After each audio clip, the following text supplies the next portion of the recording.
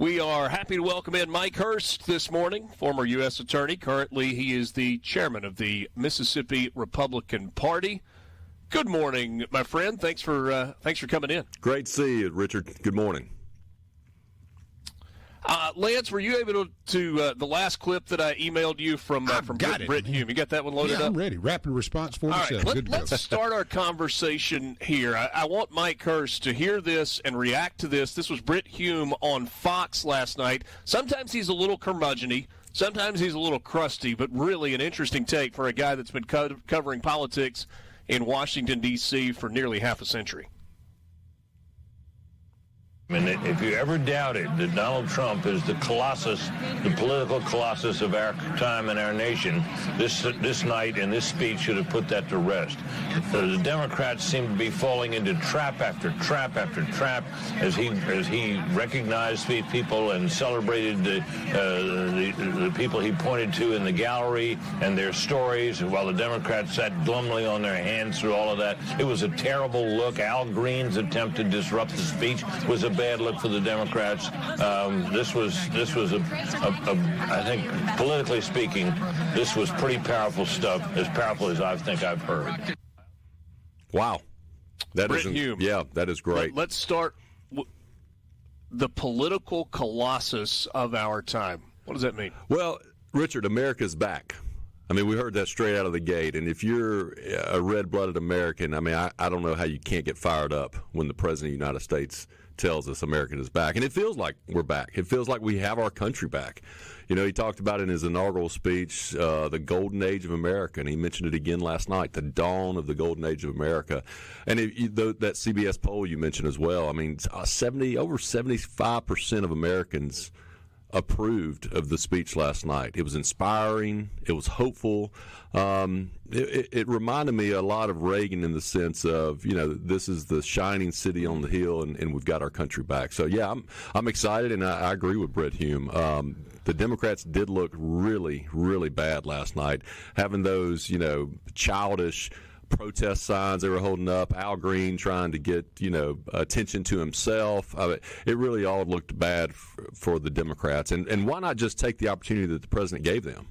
He gave them the opportunity to enjoy and celebrate the wins, the milestones, the accomplishments that have been happening in the Trump administration over the last 43 days. And they continue to have this Trump derangement syndrome and cannot stand anything the man does. So I feel bad for the Democrats out there that continue down this path, because if that's the case, we Republicans are going to be in charge for a long, long time.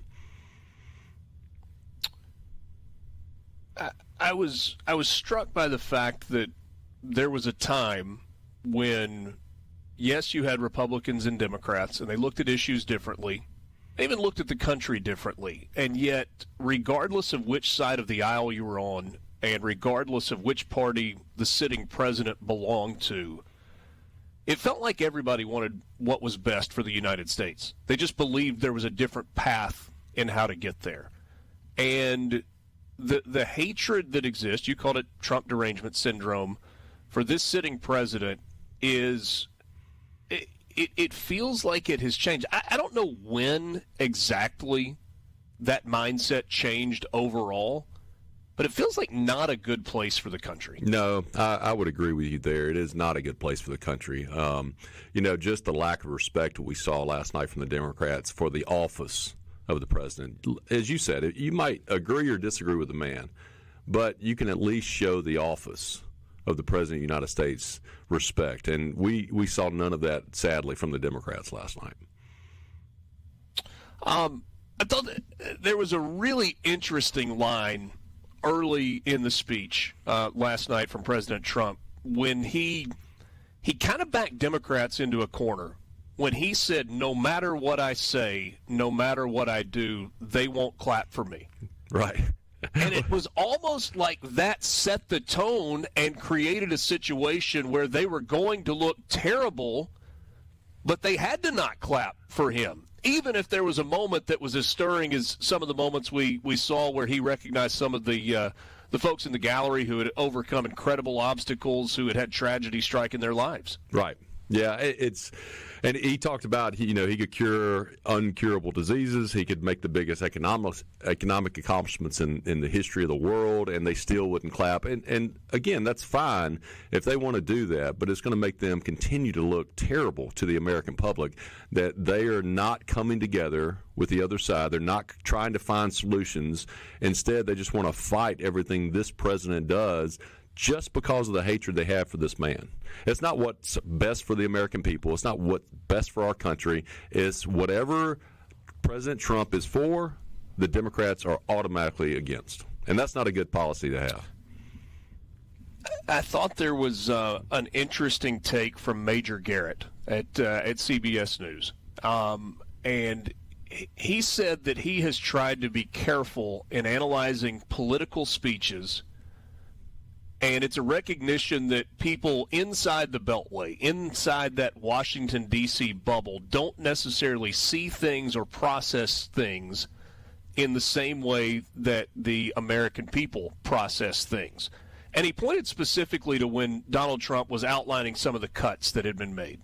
We know that we've got a $36 trillion deficit. And so when you start adding up money for cuts or waste that has been found, and you get to $1 trillion, $840 billion, I think was the number that he threw out.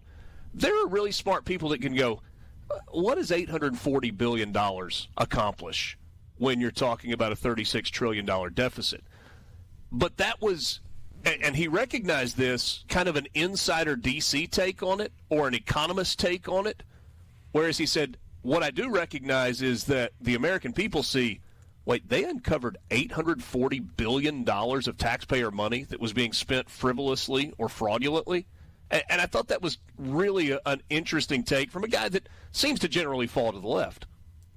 Yeah, it's hard for Americans to comprehend the amounts of money that the president was talking about. And just to put it in perspective, he outlined or he recognized Elon Musk and the great work that the DOGE, Department of Government Efficiency, is doing.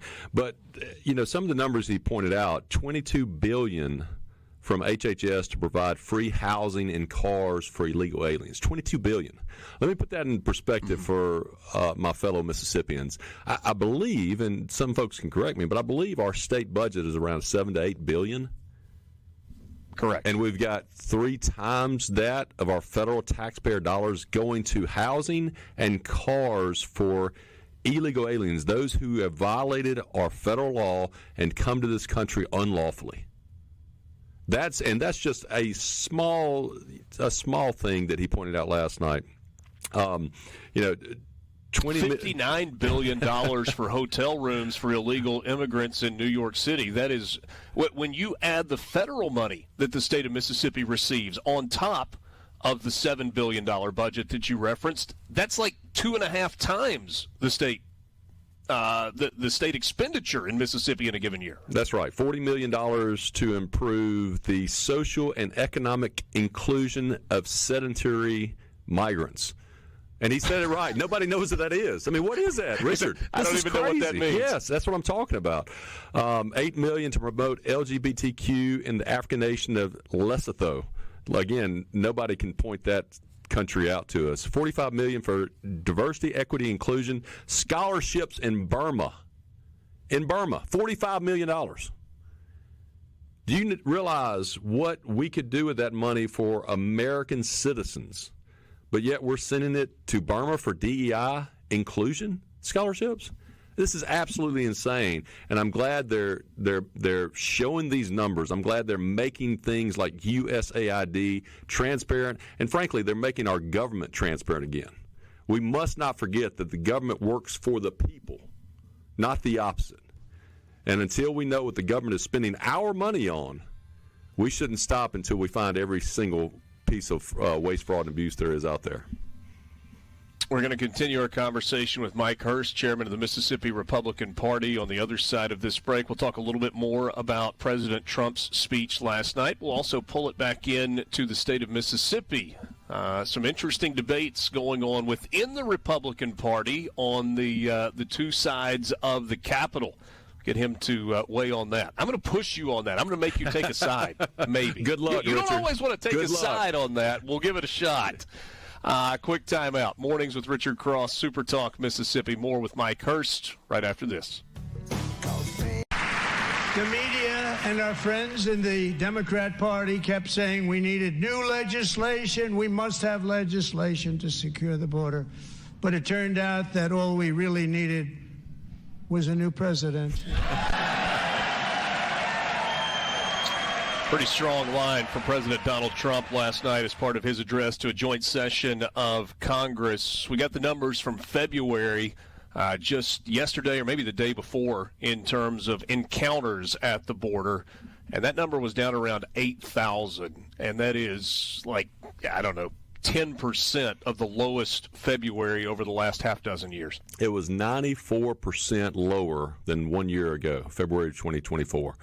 You had 140,000 encounters last year under the Biden administration. You had 8,000 this February. I mean, President Trump campaigned on this. We don't need more laws. We just need to enforce the laws that are on the books. And I can tell you, Richard, as a former federal prosecutor who specifically prosecuted immigration crimes, he's exactly right, and those numbers bear it out. If you were still a U.S. attorney, I think I would ask you to launch an investigation this morning. And that investigation would be, what was the meal that Democrats were fed before that address last night? Because it looked like there was a bad batch of oysters that every single Democrat sitting in the chamber last night had eaten. The looks on their faces for 2 solid hours, it was incredible. Right. Well, if over the last 43 days the president of the opposite party had issued 100 executive orders, over 400 executive actions, and it accomplished more in 43 days than my president accomplished in the last 4 years, I'd have that sullen look on my face as well. Yeah. Let's talk about a couple of things that I think came from that speech last night that are especially relevant to Mississippians. One of them really caught my attention when he talked about shipbuilding. Mm-hmm. I mentioned this with Courtney Taylor just a little while ago. We know the legacy of shipbuilding along the Mississippi Gulf Coast with big companies and small companies alike. Obviously, Ingalls is the biggest of the bunch, and what they've done quietly for the state of Mississippi over a really, really long period of time is exceptional. But there are other smaller companies that are working in that space as well. And, I mean, my antennas just shot up when President Trump recognized that we are going to become a great shipbuilding country again. Did that strike a nerve with you? It should strike a nerve with any Mississippian, because what we have and what we have had down at Ingalls in Pascagoula for decades is something that every Mississippian should be proud of. You know, I've been down there a bunch. I've shaken hands with a lot of those men and women who work those yards, and its legacy is generational. Their dads and their moms worked in those yards. And it's not just economic prosperity for our community, for our state, for the individual Mississippians working there. It's national security. I mean, if you look at the stats around the world and you see the shipbuilding that is going on in China, it should have every single American and Mississippian worried for our national security. So I think that was exactly the step he should have taken, having an Office of Shipbuilding in the White House. It shows the priority that this administration is putting on our national security. And frankly, Richard, if we don't get started now, we may never be able to catch up. Yeah. I was a little disappointed, if I'm being honest, because he was short on specifics when he talked about farmers. He did talk about the fact that there is likely going to be some short-term pain. It may take a little while, but long-term, the policies that they're putting in place, specifically with tariffs, are going to be good for the American farmer. We know how big and how important agriculture is in the state of Mississippi. What did you take away from that part of his speech where he talked about farmers and the important role that they play in the United States? Yeah, I think the fact that in all the things the president could mention, the fact that he highlighted and he valued our farmers is one of the most important things we as Mississippians should take away. And the fact that, you know, the media continues to just pillar him on this idea and issue of tariffs. But he even said it last night, that tariffs are not forever. This is the art of the deal, right? This is him trying to get a better deal for the American citizen, where we've been taken advantage by other countries over the years, and other administrations has allowed that to happen. I mean, our country has lost respect. We've lost everything that we've worked for over these number of years, and to have Trump back in office and putting priority on the things that we as Americans believe should have the priority on, I think we all should be excited about that. The timeline over the last few days as it pertains to Ukraine and President Zelensky, you have the explosive meeting in the Oval Office on Friday. Zelensky has to kind of tuck tail and leave, reportedly wanted to come back in and continue the conversation, and President Trump said, for what? Like, you disrespected us, and what are we going to talk about? He goes to Europe, and he gets some guarantees that Europe is going to help. Like, Canada's going to send one fighter jet, and they're going to give a little bit of money. It was almost as if he looked around and he goes, yeah, that's not enough. And then yesterday you get the news that the United States is going to cut off all military aid, and all of a sudden Zelensky and Ukraine are ready to play ball. Well, and I think if you look before that meeting that happened on Friday, Secretary Rubio has talked about he and Vice President Vance's discussions with Zelensky and the way that those discussions went behind closed doors, and then all of a sudden President Zelensky would come out of those discussions, get in front of cameras, and try to beat his chest and say completely opposite things than what they discussed behind closed doors. I don't know if he's trying to play to his audience back home. I don't know what it is, but I think you're right. Once he realized what he had done in the Oval Office by disrespecting the president, disrespecting the American people, disrespecting the gifts, frankly, that have been given to the country of Ukraine over the last number of years, I think he realized there's nowhere else to turn, that this is the only way to peace. And that's all that President Trump and this administration is trying to get to, is peace.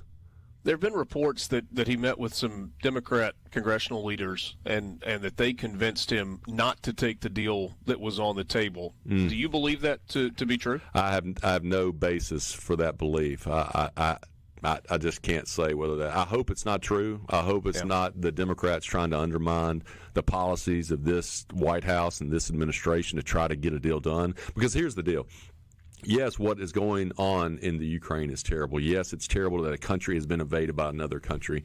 But we have to put it in context of, are we going to continue to send money and weapons forever to defend Ukraine against a superpower who has nuclear weapons, and we could be pending World War III? Or are we going to try to find that art of the deal? Are we going to try to find that middle space where probably neither side is happy, but it results in peace for the rest of the world?